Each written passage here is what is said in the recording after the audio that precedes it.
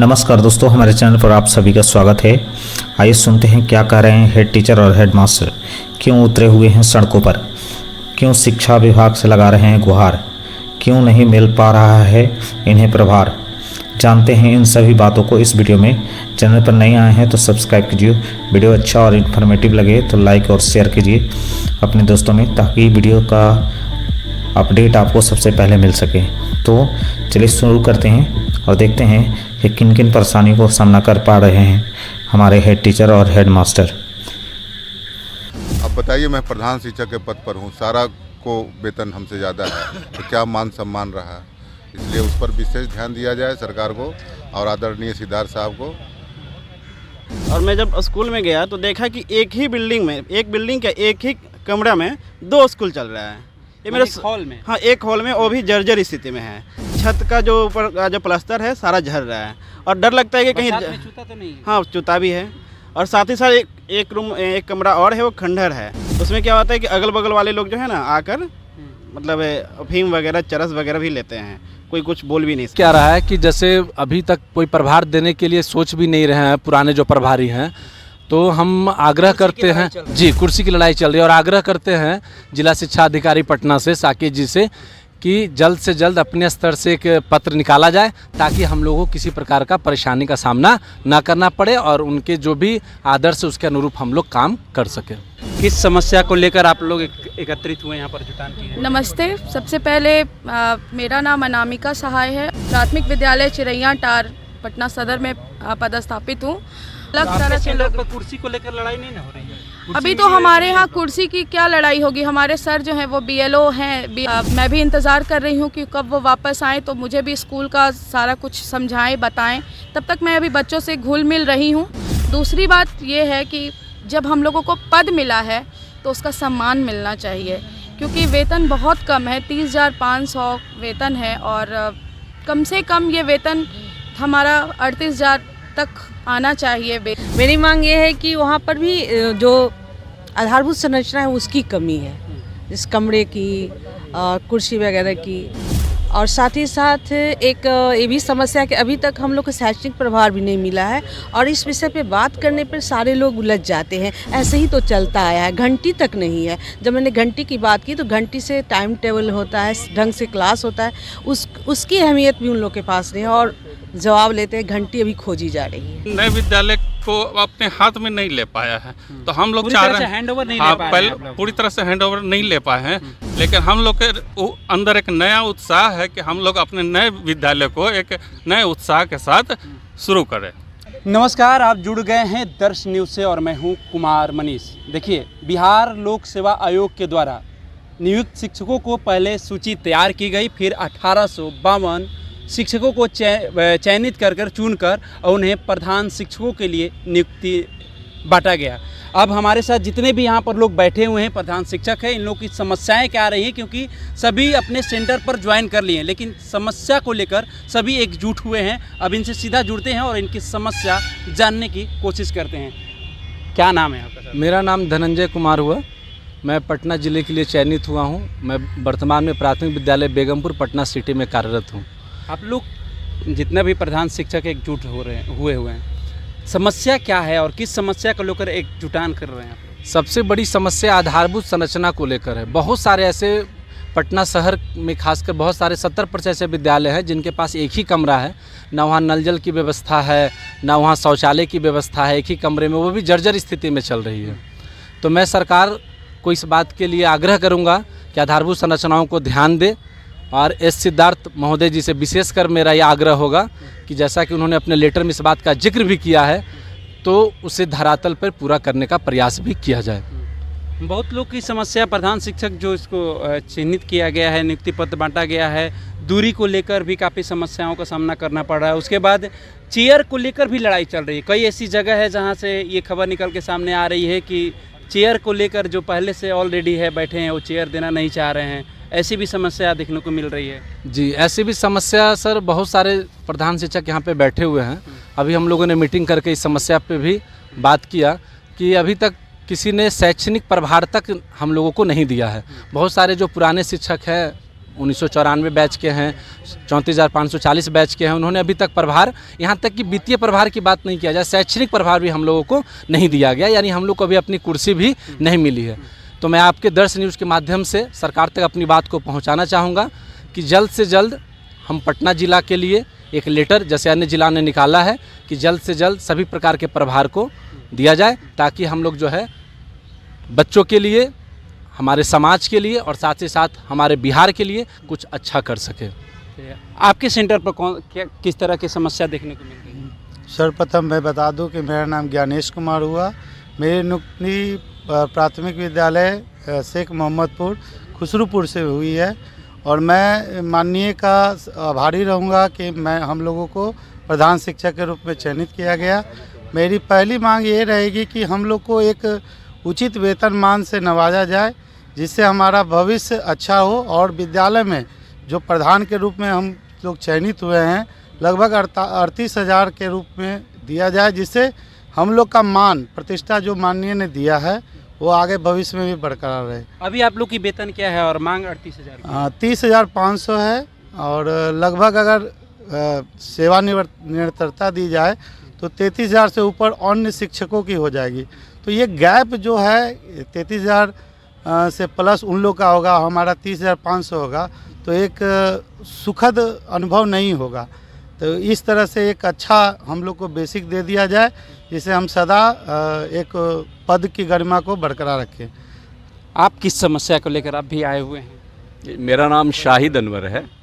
मैं दरियापुर प्राथमिक विद्यालय में अभी पोस्टेड हुआ हूँ। सबसे पहले तो सारे प्रधान शिक्षकों की तरफ से मैं माननीय मंत्री और मुख्यमंत्री का धन्यवाद देना चाहता हूँ कि जिस उद्देश्य से उन्होंने हम लोगों को विद्यालय में भेजा है, उस उद्देश्य को हम लोग सही तरीके से कर सकें।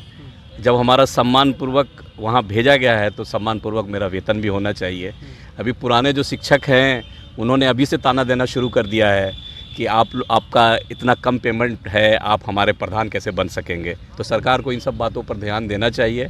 और इसके साथ मैं टीम बलवंत का भी बहुत शुक्रगुजार हूँ कि उन्होंने इस मुकाम तक हम लोगों को लाया है। वो लोग की वेतन शायद 33,000 कुछ है और आप लोग का 30,000। नहीं, पुराने शिक्षक, कुछ नियमित शिक्षक ऐसे हैं, बढ़ गया पटना में तो खासकर ज़्यादातर नियमित शिक्षक है जो 99 और 94 बैच के हैं, बहुत ज़्यादा हमसे पेमेंट है।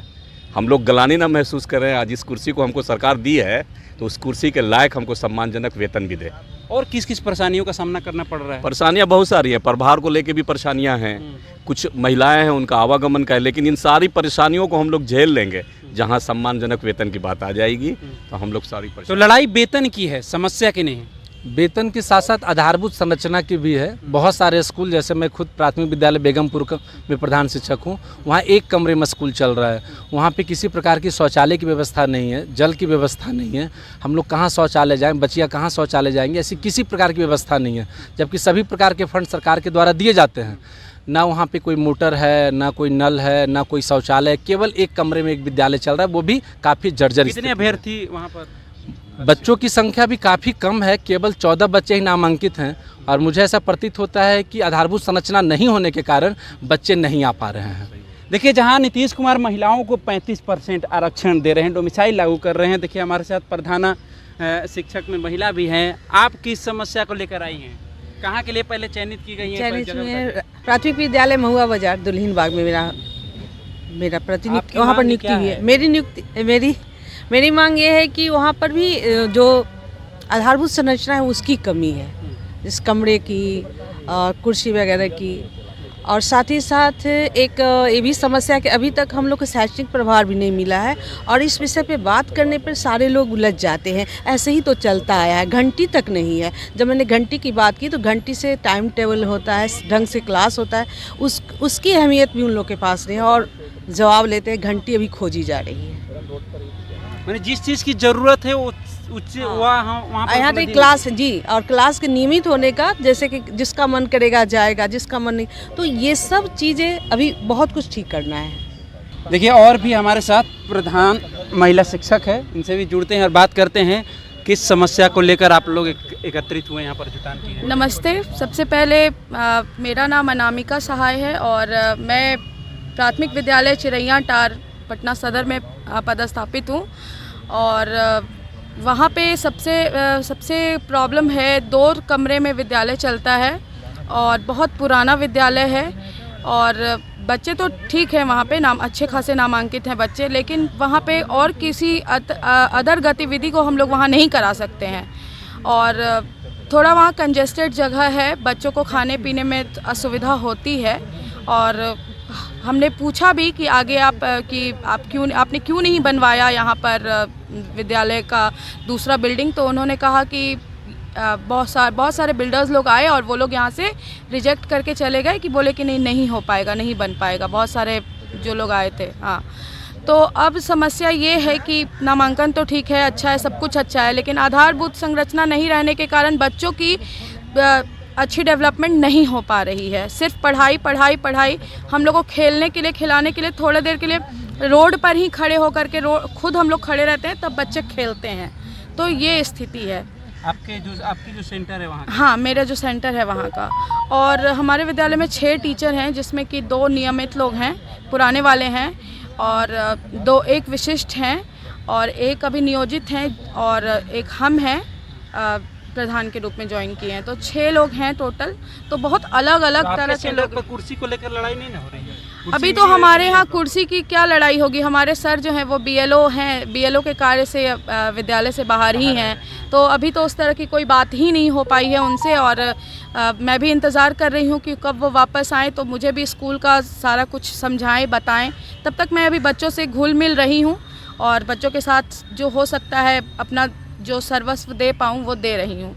दूसरी बात ये है कि जब हम लोगों को पद मिला है तो उसका सम्मान मिलना चाहिए, क्योंकि वेतन बहुत कम है, 30,500 वेतन है और कम से कम ये वेतन हमारा 38,000 तक आना चाहिए बेसिक, तब जा कर के हमें लगेगा कि हमारे पद का एक मान सम्मान हम लोगों को मिला। सिर्फ एक झुनझुना दे देने से वो नहीं अच्छा लगेगा। हम लोगों को उसके साथ जो उसका जो सब कुछ जो साज सज्जा होता है वो सब कुछ मिलना चाहिए, ऐसा हमारा डिमांड है। देखिए, तो पहले पद की लड़ाई थी, अब वेतन की लड़ाई हो रही है। और भी हमारे साथ प्रधान शिक्षक है, जुड़ते हैं और जानने का प्रयास करते हैं। सर, आप कहाँ पर पोस्टेड है? मैं सर्विंद्र कुमार भुसौला दानापुर फुलवाड़ी शरीफ में पोस्टेड हूँ। उर्दू स्कूल है। और जहाँ तक इंफ्रास्ट्रक्चर और वेतन की बात है कि हमारे यहाँ जो हमसे वहाँ सब अधिक वेतन पा रहे हैं। कुछ तो 94 बैच के तो उनकी बात ख़त्म हो गई, जो साथ में 3-4 में बहाल हुए उस सब का वेतन जो है हम लोग से ज़्यादा है। वहाँ कोई भी एक ऐसा नहीं है जो हमसे। अब बताइए, मैं प्रधान शिक्षक के पद पर हूँ, सारा को वेतन हमसे ज़्यादा है, तो क्या मान सम्मान रहा? इसलिए उस पर विशेष ध्यान दिया जाए सरकार को और आदरणीय सिद्धार्थ साहब को। और तो सबसे बड़ी समस्या जो आप लोग के बीच में देखने को मिल रहा है वो है वेतन की मांग है। पद की गरिमा को बचाने के लिए वेतन की जो मेन भूत है उसको आप लोग को सरकार से मांग कर रहे हैं। अगर सरकार हम लोग की मांगों को पूरी करती है तो ये आश्वासन ज़रूर हम लोग देंगे कि जो वो हम लोग से अपेक्षा किए हैं एक अच्छा विद्यालय संचालन का, उस पर हम लोग खड़ा उतरेंगे और विद्यालय को जिस स्तर पर बनाना चाहते हैं सरकार, उससे भी अच्छा करके दिखाएंगे। ये हम लोग की महत्वाकांक्षा है और इस पर हम पूरा उतरेंगे। मैंने उस पर आप लोग खड़े उतरेंगे, लेकिन आप लोग को सम्मानजनक वेतन मिलनी चाहिए। आइए, और भी लोग हैं, कुछ जुड़ते हैं। आप कहाँ चाहिए? मैं प्रकाश रवि, मंगल तालाब झोपड़पट्टी, पटना अर्बन में पोस्टेड हूँ। और चूँकि मैं 11 साल से पहले शिक्षक था और ये मैं मतलब मेरा सोच से पहले कहाँ थे? मैं पहले कोइलवर भोजपुर में था, ठीक है। और मैं जब स्कूल में गया तो देखा कि एक ही बिल्डिंग में, एक बिल्डिंग का एक ही कमरा में 2 स्कूल चल रहा है। ये मेरे हॉल में? हाँ, एक हॉल में, वो भी जर्जर स्थिति में है। छत का जो ऊपर का जो प्लास्टर है सारा झड़ रहा है और डर लगता है कि कहीं चूता तो नहीं है? हाँ, चूता भी है। और साथ ही साथ एक कमरा और है, वो खंडहर है। उसमें क्या होता है कि अगल बगल वाले लोग जो है ना आकर मतलब अफीम वगैरह, चरस वगैरह भी लेते हैं, कोई कुछ बोल भी नहीं सकता है। और डर लगता है कहीं मतलब जो राजस्थान में जो घटना भी घटी है, आपको पता चला ही होगा, जो बच्चे वहाँ पहले जो शिक्षक पदस्थापित थे वहाँ पर, तो वो कभी थाना वाना से शिकायत नहीं की है? पता चला है कि वो लोग शिकायत किए थे, बट पुलिस आया भी था और 2-4 लोग को पकड़ कर ले गया। 1 महीना तक तो ठीक रहता है, बाद में फिर वैसी ही स्थिति हो जाता है। और हम यही सरकार से मेरी मतलब डिमांड है कि मतलब वेतन तो ठीक है, वेतन तो बढ़ेगा ही बढ़ेगा, और स्कूल की जो मूलभूत आवश्यकताएं हैं उसकी पूर्ति किया जाए। क्योंकि हम लोग को लगे कि हाँ एक प्रधान शिक्षक के रूप में मतलब पोस्टिंग हुआ है, हम लोग कुछ कर सकें। सरकार देखिए, सरकार जहां अपने 20 साल में दावा कर रही है कि शिक्षा हो, स्वास्थ्य हो, रोजगार को लेकर हमारी सरकार एक्टिव है। एनडीए की सरकार है, डबल इंजन की सरकार है, लगातार स्वास्थ्य और शिक्षा और रोजगार को लेकर काफ़ी हर मंच से देखने को मिलता है कि सरकार कह रही है कि हम शिक्षा के प्रति बहुत सारा काम किए हैं, स्वास्थ्य के प्रति बहुत सारा काम किए हैं, रोजगार को लेकर युवाओं को जो रोजगार देने काम किए हैं। ऐसे में जिस तरह की सिचुएशन बताई जा रही है कि जर्जर स्थिति है, जब तेज़ बारिश होती है तो छत से पानी टपकता है, तो ऐसे में शिक्षा कैसे सही दिखा जा सकता है? सरकार को इस पर ध्यान देना जरूरी है। बहुत सारे स्कूल में, शहरी क्षेत्र के स्कूल जितने भी अधिकांशतः हैं सब जर्जर 70% तो जर्जर स्थिति में है, और रूम भी होना चाहिए। वो सब सरकार को ध्यान देना चाहिए। भले पैसा आ रहा है लेकिन दिखाई तो भी देना चाहिए। पैसा आ रही है, दिखाई भी नहीं दे रहा है, दिखाई देना चाहिए कम से कम। देखिए, तो पटना जिला में जिस तरह से 1852 प्रधान शिक्षक को चयनित किया गया है, नियुक्ति पत्र बांटा गया है। इन लोगों की समस्या जो है, पहला समस्या है इंफ्रास्ट्रक्चर का, यही ना, दूसरी समस्या है वेतन की मांग, और तीसरी कुछ समस्या नहीं ना है। बस इसी में सभी आ जाते हैं। प्रभार देने में सर बहुत मतलब हो क्या रहा है कि जैसे अभी तक कोई प्रभार देने के लिए सोच भी नहीं रहे हैं पुराने जो प्रभारी हैं, तो हम आग्रह करते हैं जी, कुर्सी की लड़ाई चल रही है, और आग्रह करते हैं जिला शिक्षा अधिकारी पटना से, साकेत जी से, कि जल्द से जल्द अपने स्तर से एक पत्र निकाला जाए ताकि हम लोगों को किसी प्रकार का परेशानी का सामना ना करना पड़े और उनके जो भी आदर्श है उसके अनुरूप हम लोग काम कर सकें।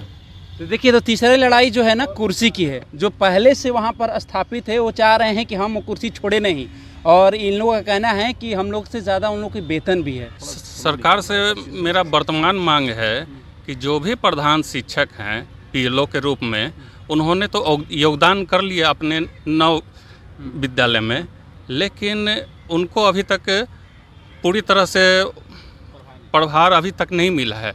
इसलिए सरकार से ये भी मांग करेंगे कि जो भी प्रधान शिक्षक बीएलओ के रूप में हैं, उनको बीएलओ से कार्य मुक्त करते हुए उनके जगह पर किसी नए बीएलओ को पदस्थापित करते हुए नए प्रधान शिक्षक को अपने नए विद्यालय में योगदान करते हुए किस तरह की दिक्कत को सामना, माने किस तरह का परेशानियों का सामना करना पड़ रहा है? परेशानियों का सामना तो वैसा कुछ नहीं है, लेकिन हम लोगों ने अपने नए विद्यालय में योगदान तो कर लिया, लेकिन क्या कहते हैं कि अपने नए विद्यालय को अपने हाथ में नहीं ले पाया है। तो हम लोग चाह रहे हैं हैंडओवर नहीं हाँ, ले पाए पहले हैं, पूरी तरह से हैंडओवर नहीं ले पाए हैं, लेकिन हम लोग के अंदर एक नया उत्साह है कि हम लोग अपने नए विद्यालय को एक नए उत्साह के साथ शुरू करें।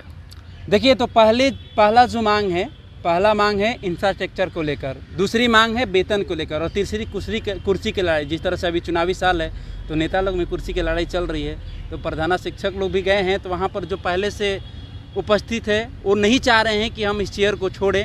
अब उस चेयर को मांग को लेकर भी लोग जिला अधिकारी से अपील कर रहे हैं, गुहार कर रहे हैं, सरकार से गुहार लगा रहे हैं, और ऐसे में लोग की जुटान हुई है।